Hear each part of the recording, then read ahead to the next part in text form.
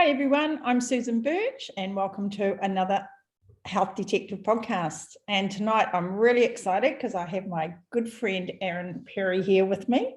And Aaron is from Peak Strength in Taupo. So I'm going to let him introduce himself, but we have some pretty amazing conversations when we chat. And the other week we thought we should just get together and push record and share some of our crazy thoughts with the rest of you. So, hey, Aaron, thanks for coming along. Thank you for having me, Susan. It's an honor to have a chat with you really on this sort of World Wide Web, if you will. So thank you for the introduction and the opportunity to be here with you. I've been a personal trainer and now I would class myself more as a strength and conditioning coach for the last coming up 15 years. Having worked in Wellington, here in Taupo for quite a while now, London and also Sweden. So yeah, it's been quite a cool journey of discovering self, but also what works well for me in the personal training industry, and thus what I find works better for others, so I can help others a little bit more. Excellent. So you and I chew the fat over what works, what doesn't work, the best way we can help our clients. We're both in that same business of really helping people feel really great about their bodies is basically what our business is about. So I think let's start talking about strength training, because I know that's an area that is your passion and my passion. And it's something I think that not enough people do and understand well enough. Yeah, I think you're right on that. I think that for quite a while, strength training has had this sort of demeanor that, or stereotypical outlook, or sorry, I should say people looking in think that it's for bodybuilders, or it's for juiced up steroid monkeys, or for people who just want to lift really heavy for no apparent reason. But I think with strength training nowadays has gained more and more traction, probably thanks to the likes of social media, even though it does bombard us with sometimes too much information, that it is much more to life and to the human body than just those things that people perceived. I mean, those things are still there most definitely. But we're seeing more things come out from strength training now, a lot to do with rehab, a lot to do with muscular density or bone density, improving people's well-being in everyday life, and ultimately making how they live their life that much easier. So that's where, when I started Peak Strength, that was one of my huge philosophies, was to be pain-free and mobile. Because if we have no pain, we're more likely to move.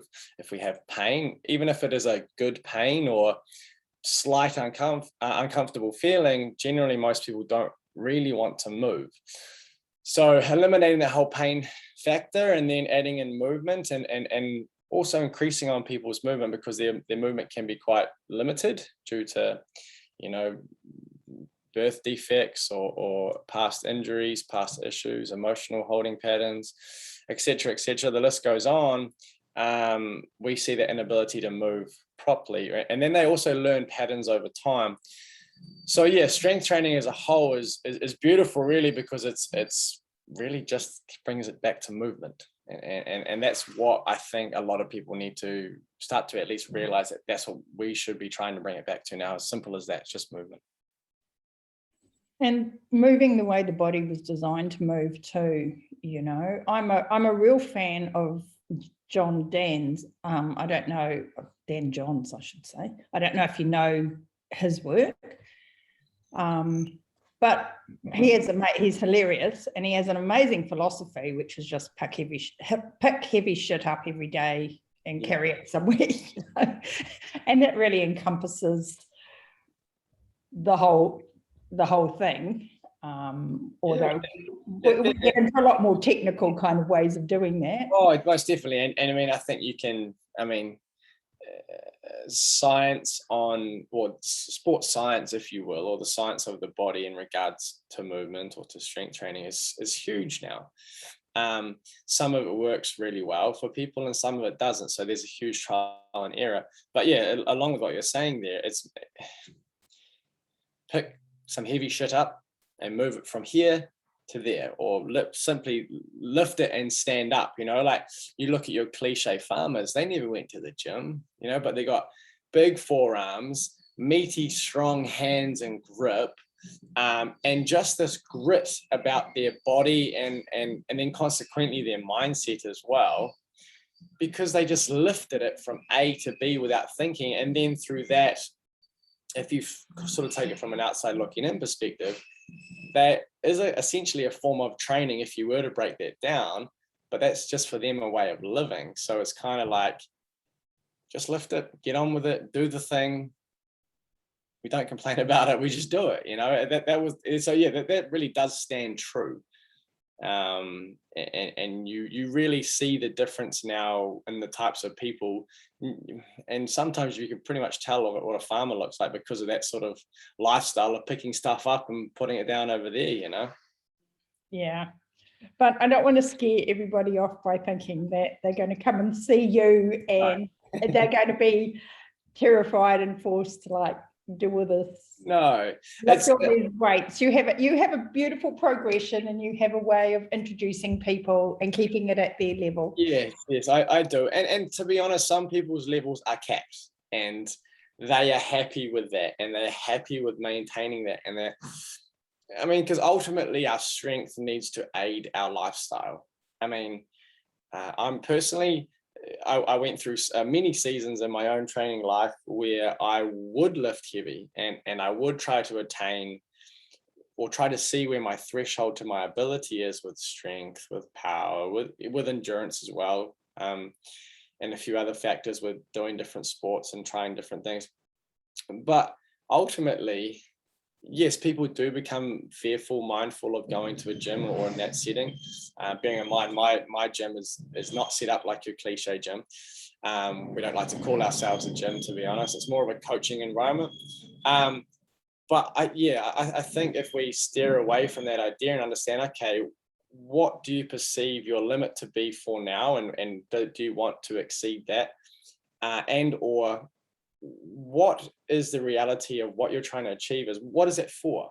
What lifestyle? Like for example, it could be a grandmother or soon to be grandmother who wants to just simply be able to get up and down off the floor to play with the soon to be grandchild. Getting up and down off the floor without any pain, without any hindrance, without any holding your breath and this is uncomfortable.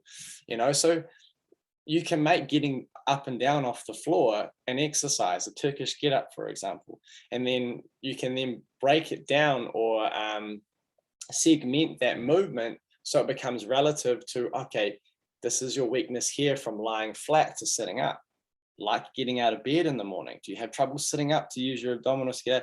So simply breaking it down to just how can this relate to my daily movements where I'm struggling? That's strength training right there. You're getting stronger for what you need your body to do in a simple day. Yeah, I love that explanation. And I love the way that you can break down those movements into really simple steps, and then eventually you bring them together. 100%. And create those patterns. So for people who have never been to a coaching, personal trainer coaching or any form of gym before, what would you say to them? We see endurance exercise, running, cycling, swimming as being our key to weight loss. And, I remember, 43 years ago now, I was running but I kept getting injured and my knees kept blowing up and my ankles would hurt. And I went to my doctor and he said, well, stop running. And I was like, oh, what? Or what am I going to do? And he said, well, go and find something else to do. And I went there was a little shop in Rotorua that sold gym equipment. And I went in and bought this book called Strong Body, Strong Woman or something. It was as old as the hills, and bought a couple of weights and went home. And away you went. and away I went, and never looked back. I loved it. Yeah. I think some, like, it would probably be quite fair to say that people understand that not all calories, so calories being a form of energy from a food source or fuel, and not all calories are created equal. Let's say, hypothetically speaking, 100 calories from a chocolate bar versus 100 calories from steak, whatever size steak you have, like, they're not the same, and they're going to have a different effect on the body. So I think people need to start to realize that, or maybe they do subconsciously but don't really bring it to life, but that not all exercise is created the same. Just because you got to sweat up for an hour going for a run on a treadmill doesn't mean it's going to have the same benefit as what lifting or resist, not necessarily lifting weights, but yes, possibly lifting weights or a form of resistance training. So you're actually using your muscle in a repetitious way, even though running is repetitious, to be fair, but in a repetitious way that requires some form of exertion of the muscle in a repetitious way, then rest, repeat, then rest, repeat, to gain strength. Now, yep, you could do each for an hour, but they're not the same. I think there are people who have fallen into a trap, and even with like high intensity training, that's sort of almost piggybacking swimming, biking, running to a degree now. And that's not to discredit any form of training, because it's all relevant, it's all necessary, for example, if you're going to do an Ironman, swim, bike, and run is very necessary, but it's also very necessary. With that, you need to supplement it with your resistance training, because that's what really maintains your structural integrity, or your body's ability to move well, to maintain yourself through that movement. So yeah, I think people are getting a little bit misconstrued that, they're one and the same, but they're not.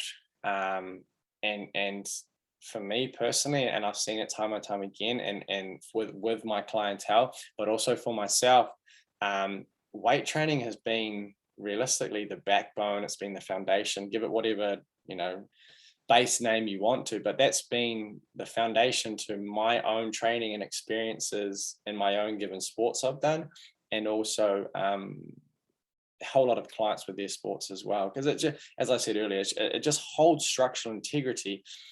If you are moving well in a repetitious way, like a quality squat, and again, it doesn't have to be weighted, it can be simply your own body weight squat. If you're moving well in your body's structural alignment, that's going to have a massive crossover in the ability to how you can actually run, how you can pedal a bike, how you can kick when you're swimming. And I can vouch for those, having done Ironman myself, and half Ironman, and some sprint distances as well. So, I credit hugely my ability to do Ironman in bare feet from my strength training.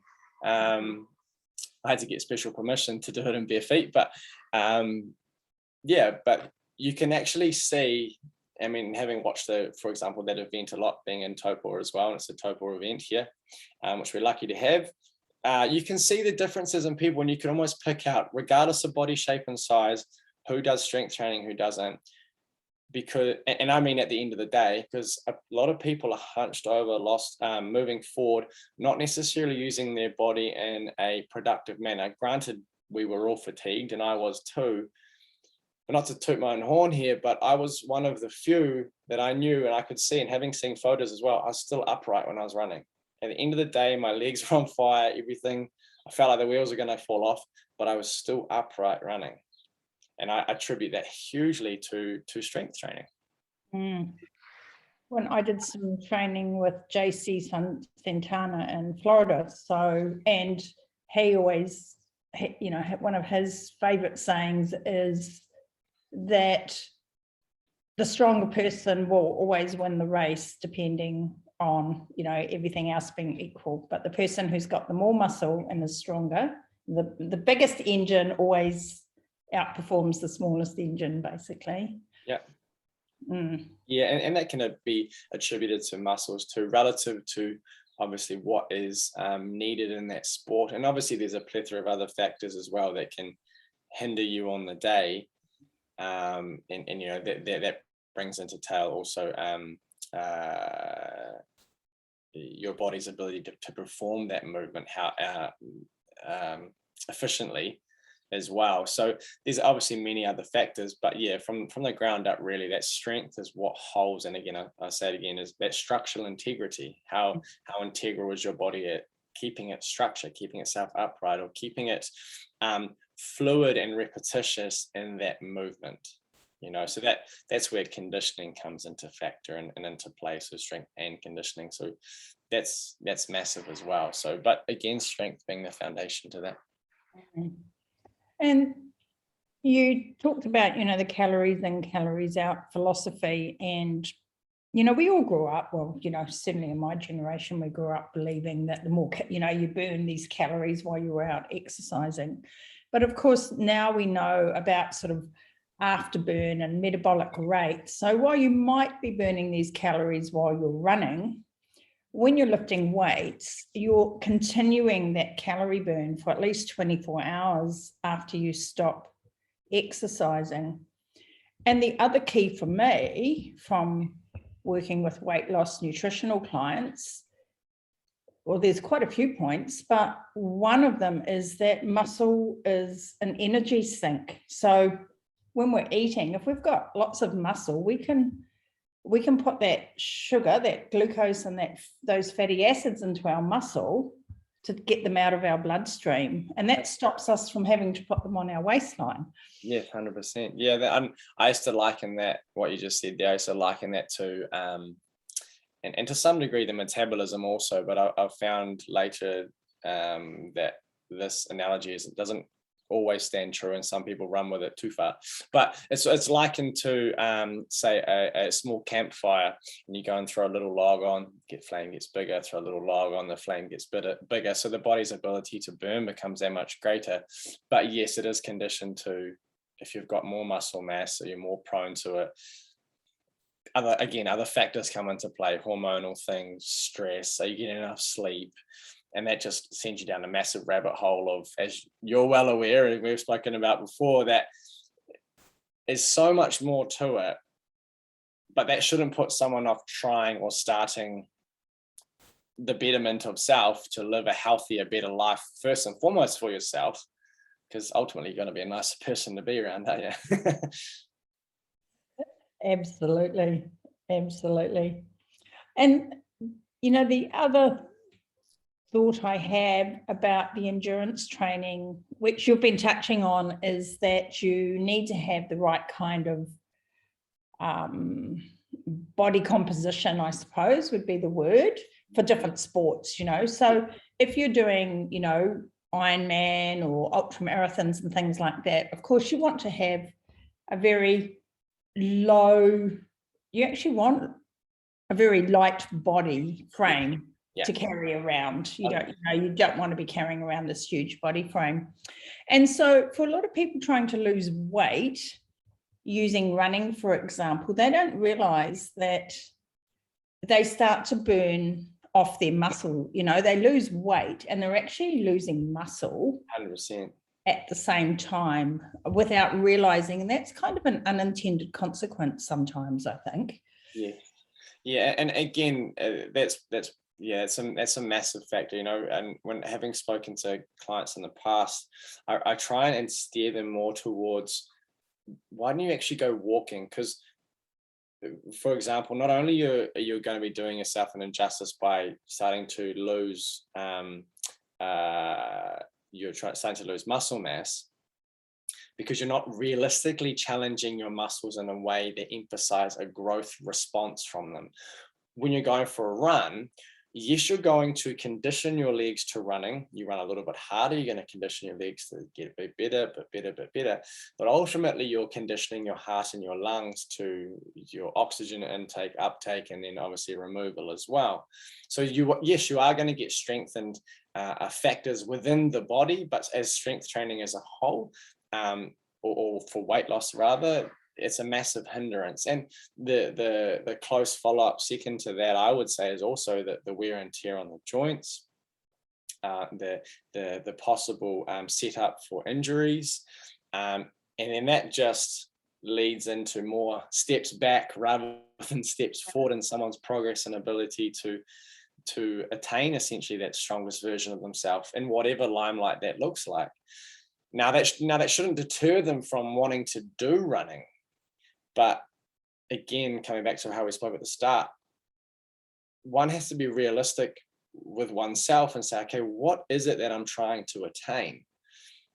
Sure, running a marathon or an Ironman, or that may be the goal. Cool, great. But as you just alluded to, having that smaller, well, not necessarily smaller frame, because that would sort of entail your skeletal system, but less, having less fat mass, having less muscle mass. You don't want a lot of muscle mass when you're doing Ironman either, because it's still weight bearing down. But you do want lean muscle mass or leaner muscle mass, because those things will still weigh you down. But I mean, that can still be a goal. So one shouldn't be deterred from running.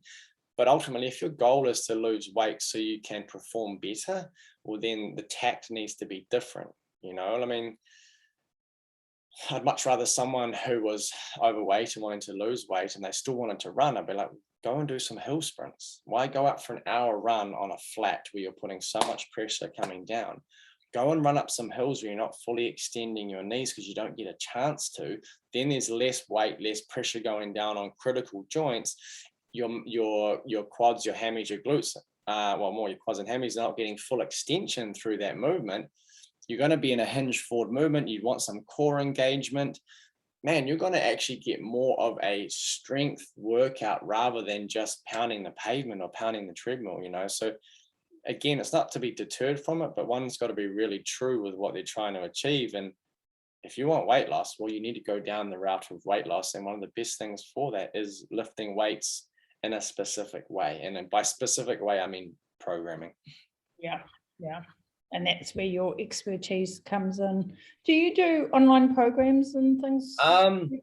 I do online programs with clients that I've had in the past. So it's more dealing with them one-on-one via email. It is, with the day and age we're living in at the moment, I don't mean due to the current era, but also more the internet stuff. It's something that I'm going definitely to branch into now more of, because there's been more of an outcry for it, with people not being able to get into the gym because of busy lifestyle or other COVID-esque circumstances. Yeah. So it's something I definitely am going to dive in, because the Rolodex in my mind has got many programs, and it should really put more pen to paper rather. Yeah, and just get them out there and make them available. Yeah, and I mean, from a business perspective, that's brilliant, really. And you just consult with people, Yeah, no, that sounds really good. We'll move off from the running weight thing, muscle mass thing in a minute, but just one other thing I did want to mention about running, because you and I will both, over our careers have seen lots and lots of running injuries. Mm-hmm. And one of the things that I think people don't really understand is, you were talking about the development of that cardiovascular system, your lungs, your heart, to tolerate the exercise. That develops really quickly, like you can increase really quickly. Yep. But your musculoskeletal system it's about 6 weeks behind your cardiovascular system development. So you're out there running, you go, oh, this is easy. I'll do double the distance today, or, triple the distance. And then all of a sudden, all those, especially all that connective tissue, all those tendons and ligaments and joints can't stand up to it. No, because you're exactly right, because they're six weeks behind and trying to actually catch up and also recover from it. You got sore legs from a run. Yeah, your muscles have worked, but probably not as efficiently or as progressively as they could have from a leg strength training session or just a full body strength training session. And I sort of liken what you're saying there to, I remember learning in high school, they'd go and talk about drugs and in health class, and that for that person, when they're taking their first high, to attain that same feeling, they need to take more, and then they need to take more, and then they need to take more. But the consequence opposite to that was that the higher they got, the lower they had on the balance or the spectrum. So I would sort of say, like, that's the same. You're trying to attain it, and you can adapt faster and faster, or you need more of a hit, more of a hit, more of a hit in your running. But bearing in mind with this example, I'm thinking of people are looking for weight loss. Oh, I'm not doing enough. I feel like I can go another kilometer. Oh, I'm not losing weight. Oh, I can go another 2 kilometers. Oh, I'm not losing weight. I can go 3. But little do they realize they're actually doing their body a disservice. That they're, again, like you said, their tendons, ligaments, muscles, 6 weeks behind. So inadvertently, you're doing more damage to the joints, and you're going to do more damage to your system. That's going to have a prolonged effect, and it's just going to make stuff a whole lot worse for what you're trying to achieve. So if one was to back that up and really cement it with a good foundation of strength training, yeah, that running would probably be actually quite sound, especially if it was, when I say balanced, doesn't necessarily mean 50-50, but if it was balanced correctly to that body, to that person's ability type, where they are in their goals, then sure, it would probably work quite well. But for, let's say, the average human who just goes out for a run just cause, well, it's probably going to be a little bit more detrimental to their health. And to add to the whole heart and lung capacity, lifting weights a little bit faster tempo, and that's going to strengthen your heart and lungs pretty damn quick, you know. Yep, you can certainly get a good cardiovascular workout going. And then you add a little bit of heat, it definitely gets really going. Yeah, that's exactly sure. Hey, and that's a great segue into the effects of stress and recovery. And I think we were having a good yak about that last week. The effects of stress on training ability and training recovery. And then, we were talking about, how a good coach, how someone like you, when a client comes in, you judge them.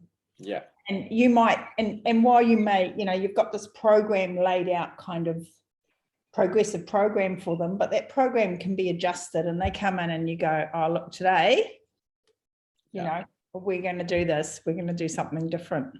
Yeah, and 100%. And I mean, I'm a sucker for a regime, sticking to something, getting through it, seeing it through. And sometimes, as much as that can be a strength for myself and for other people, I think it can also be our weakness, that we ignore the warning signs, like, the red light that's come on your car, so you just put a sticker over it because you just don't want to see it, And I remember I heard a quote recently. I love a good quote, but I heard a quote recently. I sort of, if you don't pay attention to the whispers of your body, be prepared to deal with the screams later on. So words to that effect. So yeah. So if we don't, and to be fair, that's a fine line. Like, recently, I've talked to clients, for example, who people are experiencing some form, anywhere. Most people usually rate to the lower, but some form of back pain.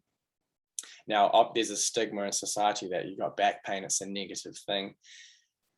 But we've got to be a little bit realistic. Is this pain actually doing us a service or a disservice? So there's a fine line, but I think people need to, in some cases, get a little bit thicker skinned.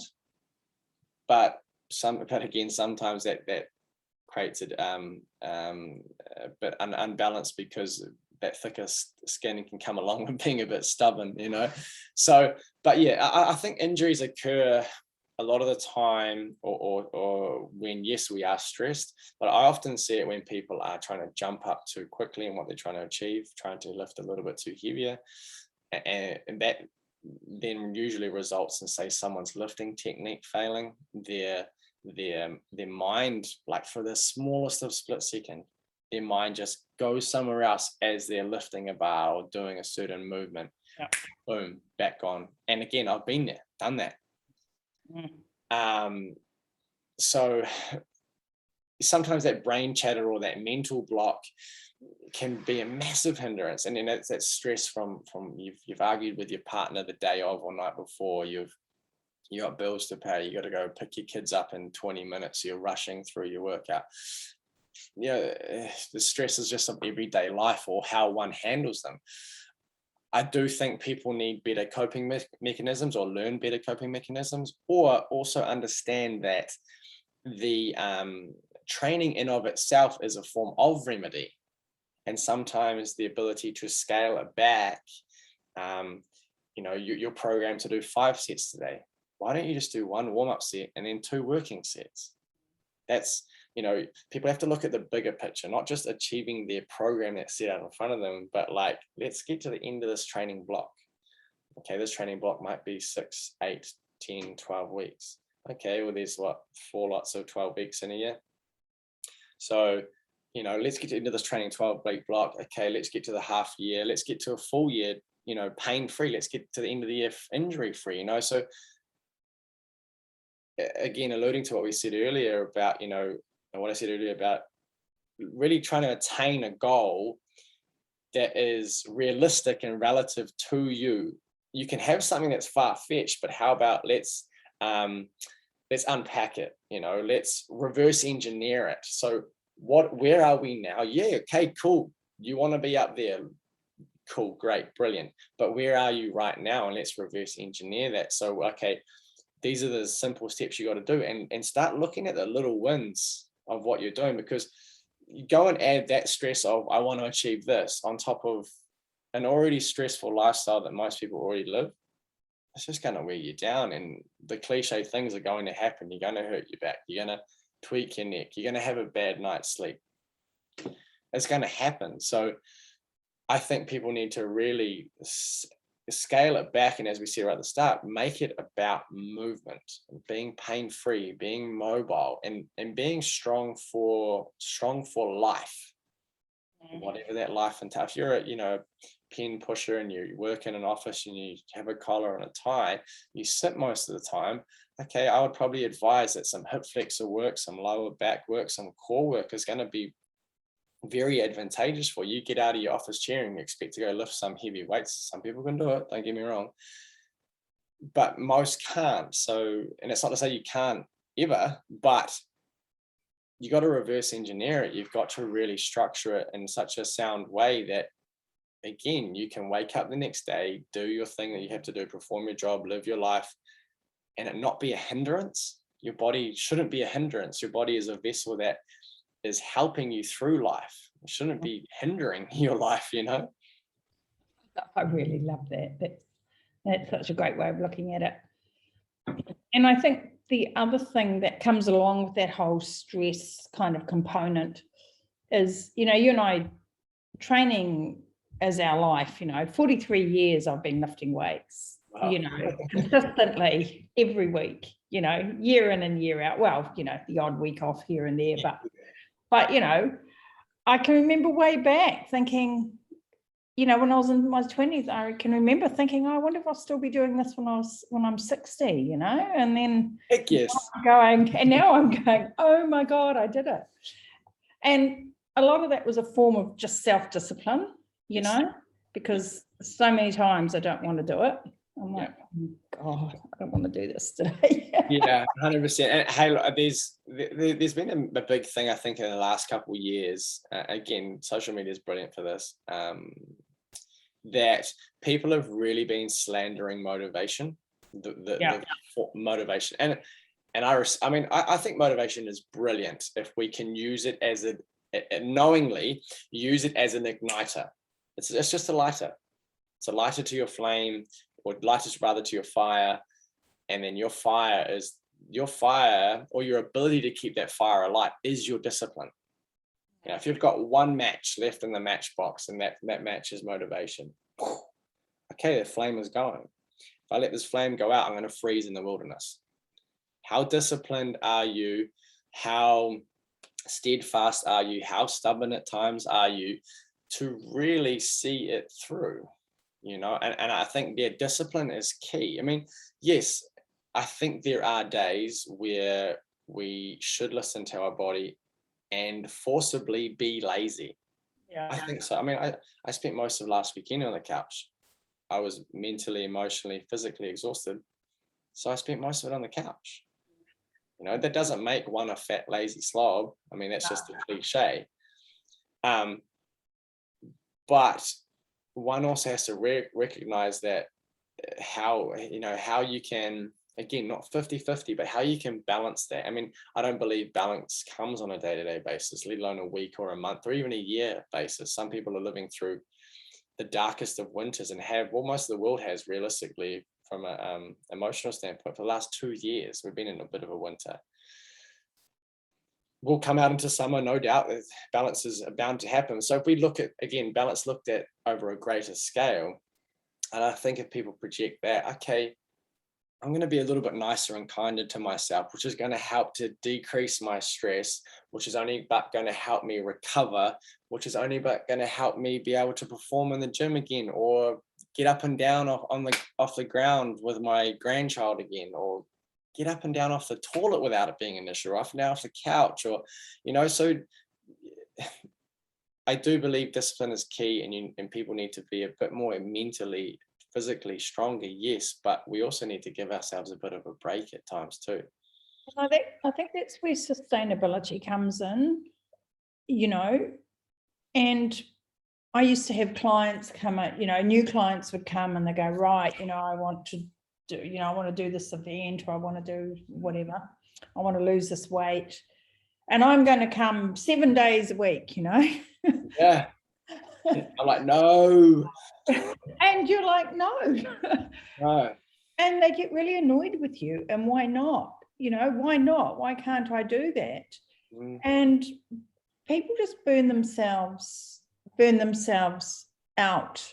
If you haven't exercised for 20 years, I mean, 2 days a week is probably good to start with, maybe a walk on another couple of days or something, and make it really, really sustainable. Yes, and I think, to add what you're saying there, if you're training once, twice a week,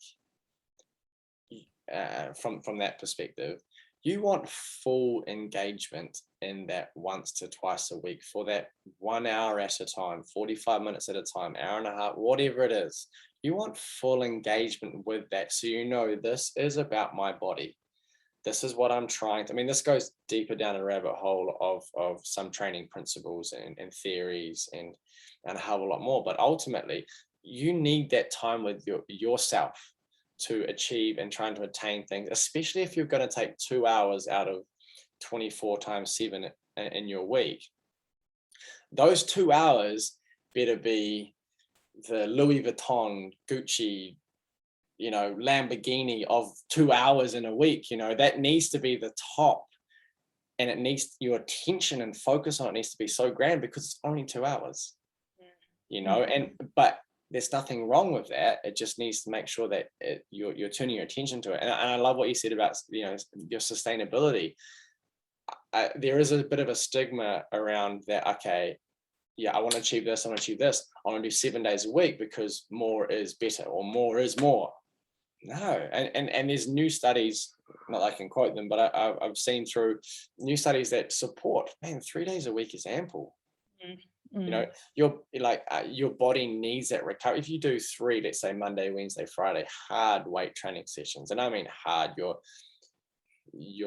lifting some big weights and you're challenging your body, you're breaking it down, you need that recovery time. Whether it's sleep, it's rest of some form, it's that's really specific, and even your general population may need that at times, but 3 days a week is even ample enough.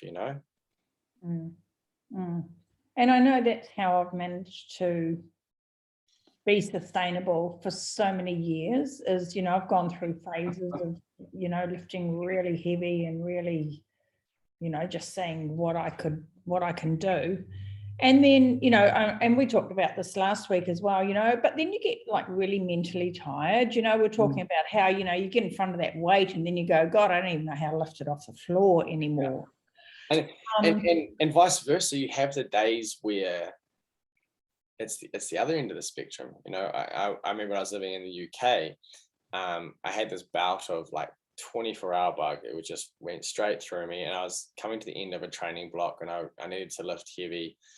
I was setting a new PB for deadlift, and I was like, I don't know how I'm going to go. And I mean, I recovered enough, you know, it'd been 12 hours and okay, I'm going to go in and train. It was my second to last day on this training block. I want to get this deadlift done. We'll see how we go.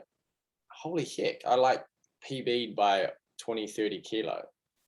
So you're going to have that. There's not, I mean, I don't think beginners generally see that, but I think more experienced lifters would generally see that. But let it be known that it's going to be both scalable and you will see it on a scale, you know. So it's but you're right, generally it's not that positive what I just mentioned. It's generally the negative.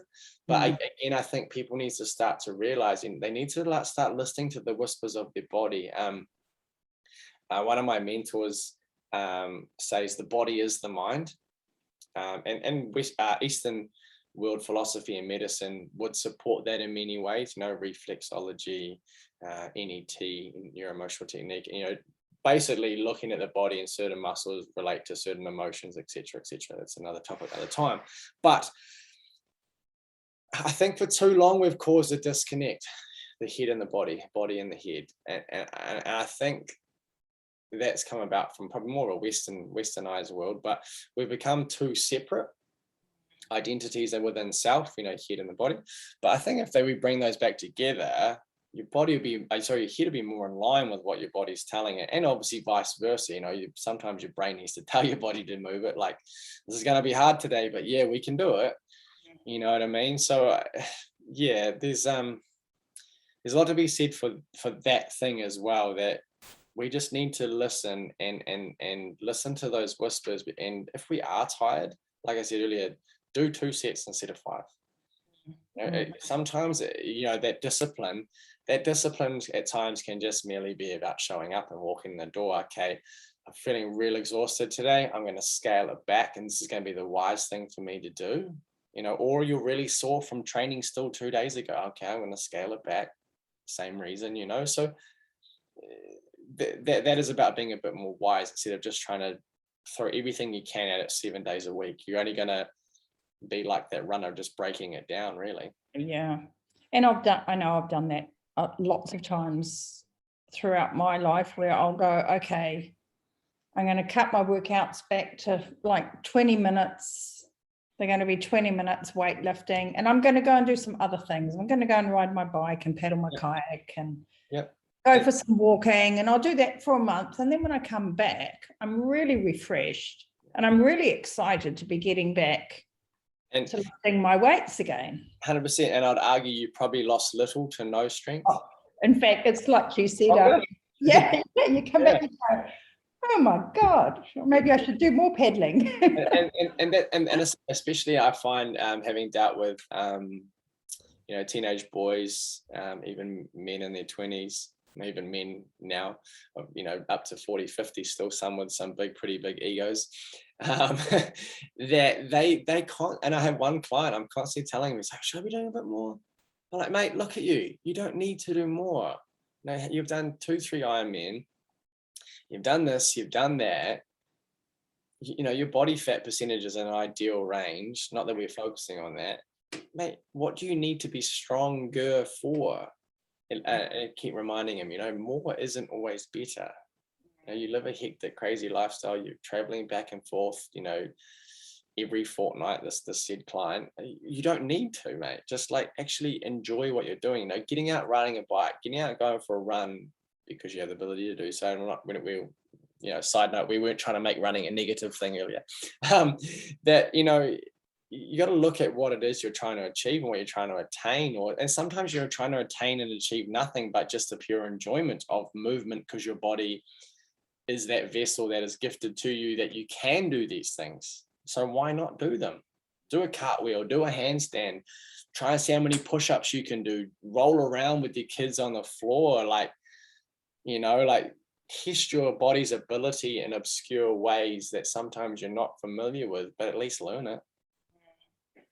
And I think that comes back to that, like, head and body connection, you know, like, and that emotional connection with your body as well.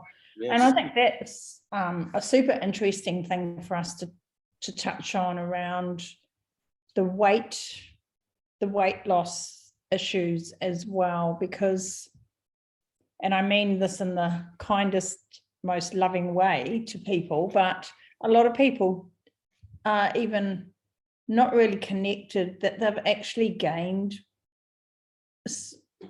gained considerable amounts of weight. I see that quite regularly. They're quite surprised. Yeah, definitely. They sort of know, they go, oh, I don't want to, I know how much I weigh, but I don't want to get on the scales. But they haven't really made that real deep emotional connection to that weight gain. And No, they haven't owned it because they don't want to own it. And again, I don't mean this in a cruel way. And I don't mean this in that's a one size fits all way either, because I know it's not always the case. But I'm going more broad, but broad from a sense of this is what I've seen and the conversations I've had with people who are overweight. There is a lack of ownership because there is shame that comes with it. Again, from an Eastern world philosophy or a neuroemotional technique philosophy, you could argue that fat, being adipose tissue or fat under the skin, in a simpler way of putting it, becomes more, you got your muscle, you got your bone, muscle, your fat, then your skin, and that's very, very simplified, but that fat becomes larger and larger. So what does it become? It becomes more and more of a barrier. What, like you could argue, and again, not always the case, what are you pushing away? Who are you keeping out? What are you running away from? What are you keeping at bay? I think, and it's like any issue, once we own it, once okay, I'm the master of my own demise here. Once I own that, I think that's sort of your first step. And okay, I'm heading in the right direction here. Thus creates less stress. Thus opens pathways to, okay, how I can heal myself, how I can push forward with certain goals, and ultimately, if it's obviously what it's wanted, lose weight. Because it isn't as simple as calories in versus calories out. And it can be for some people, no doubt, that definitely works that way. But, and it even works in that way, even if they are not sound of mind or emotion. And I don't know the rhyme or reason fully behind that. But for the most part, calories in versus calories out, I find doesn't tend to work for people. And I've had people track pretty religiously, unless they were lying to me, but track pretty religiously what they were doing, and we've sat in some pretty frustrating consultations, where you get blamed, what you're giving me doesn't working, and da da da da da da da da. Yeah, but how? It begs the question: how much hormonal damage have you caused yourself over the years from your yo-yo dieting? For women, what contraceptions have you been on? Were you a heavy smoker? Do you do a lot of drinking? Have you had children? Or what other stresses are in your life? Like this, it's just such a grand, when you actually really start looking closer, you actually start to see how big of an equation what this person is trying to achieve. Because ultimately, what you see on the surface is like someone who, say, got really bad skin, whether it's acne or eczema. Your skin is your last line of defense. One shouldn't be asking, how do I fix my skin?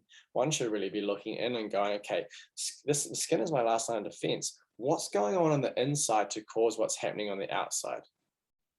And the same thing for fat. It's adipose tissue. It's just under the skin, the second layer. So what is going on the inside, not just physically, but metaphysically and all those other realms as well. It just alludes to so much more, because we already know that stress and lack of sleep, they attribute to weight gain. Doctors have said that. So to look at an Eastern world philosophy, or let's say New Age philosophy, or that's been brought back from the darker ages, it's fair to say that there are going to be other factors that affect this, and they need to be accounted for. And that hormones underlie the whole process, really. You're not going to gain weight without hormones. You're not going to lose weight 100%. Without hormones. That's equally as bad. A lot of people say, like, who's someone who can't put on weight, who is trying to, they must have it so lucky. That's equally as hard. Yeah. And sometimes harder. Yeah. And I've dealt with that end as well. And those people are just as stressed, and just frustrated, as upset, and just as frustrated as someone who's trying to lose weight. Yeah, and mostly young men who are wanting to. Yeah, and young females even, and I've even got a couple of older females as well, just struggling with it. Yeah. Because I mean, this is another societal thing, really. It's outside of them, but a societal thing of being judged for being too skinny. You know, so that brings a whole other factors in as well, you know.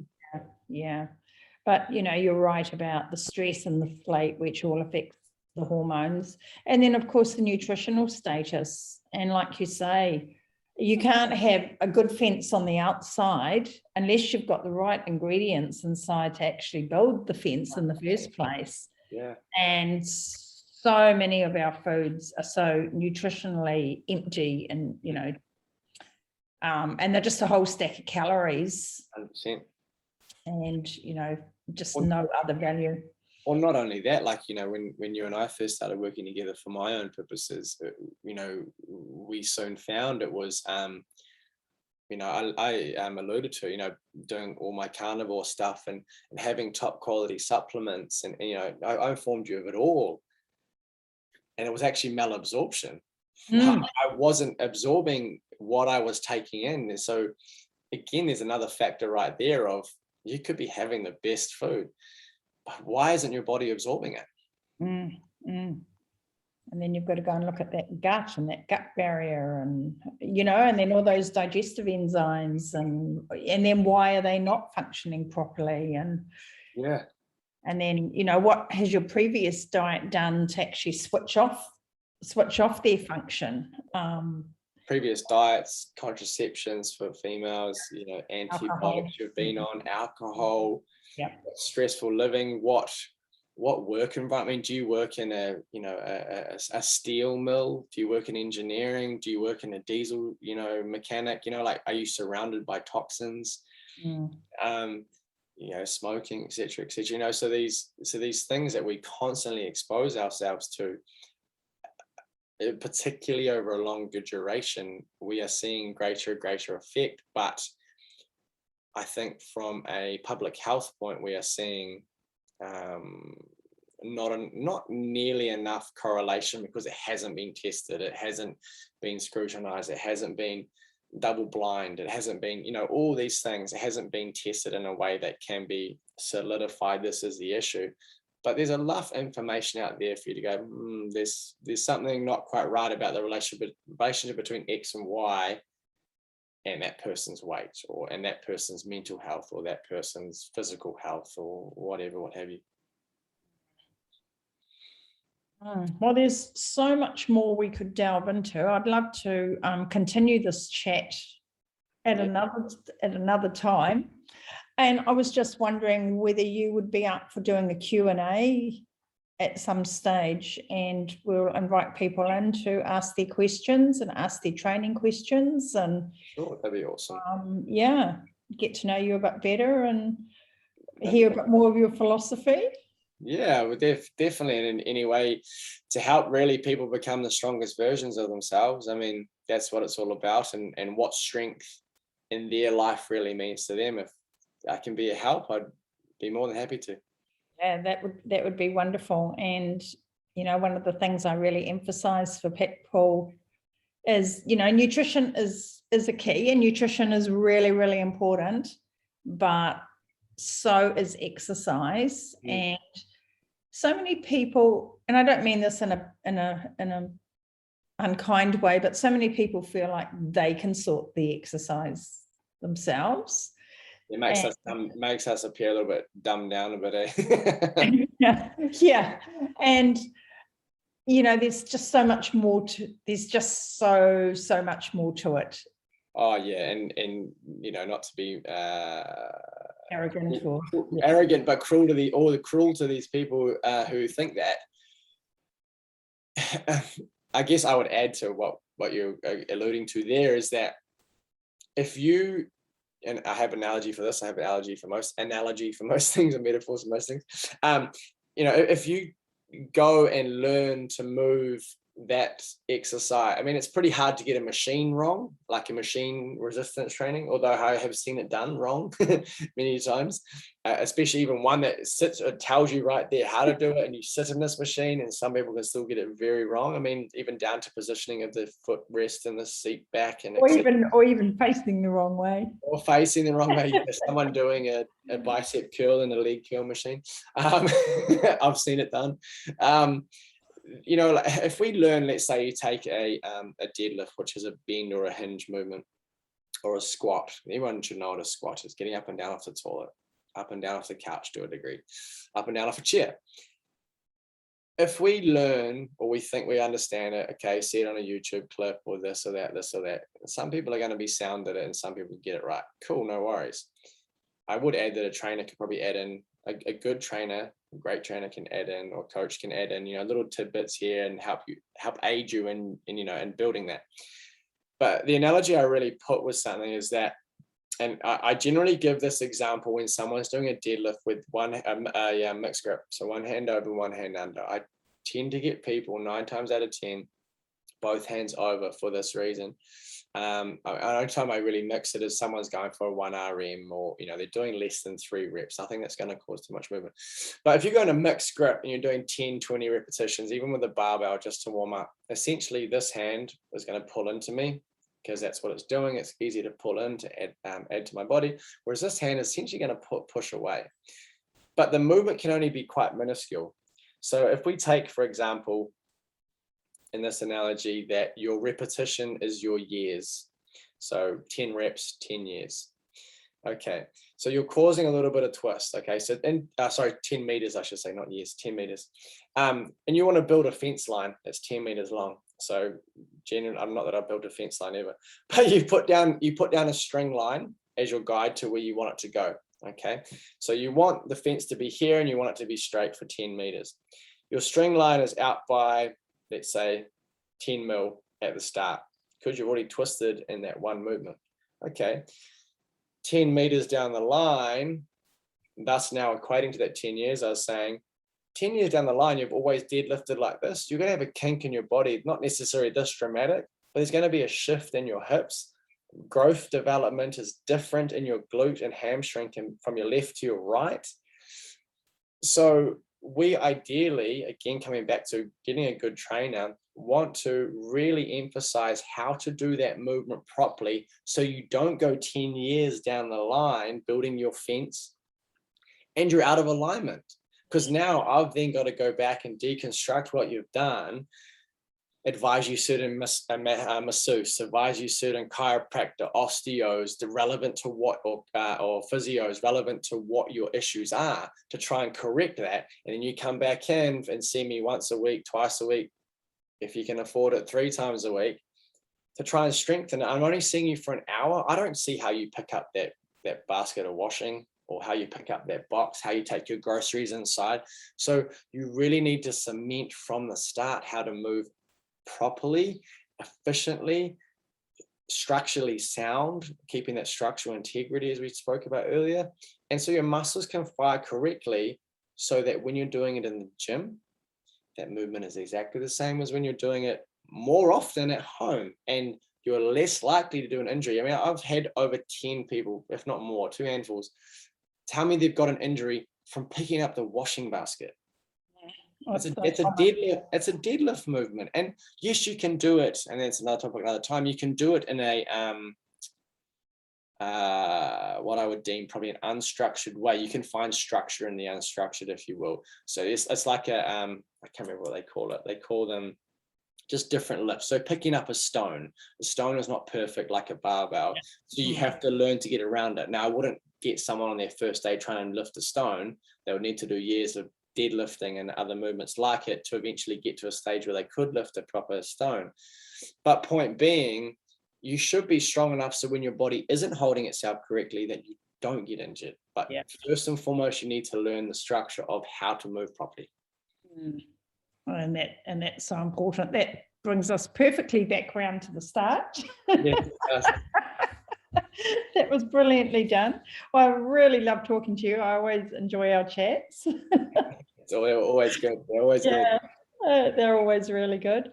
And it's great to work with you, and it's great to be able to refer people to you as well, and feel so confident in.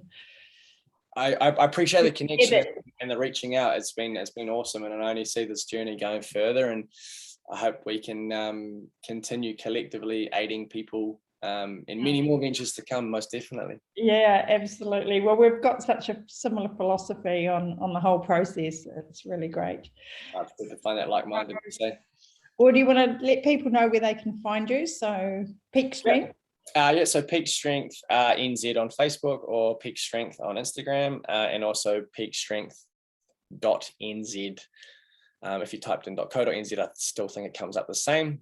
So find us on those sort of 3 mediums, and if we want to go to and forward from there, we can. Give me a shout and see how we can help.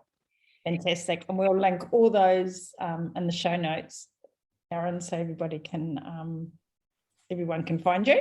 So thanks heaps, and we'll invite people back for Q&A at some stage. Cool. Thank you so much.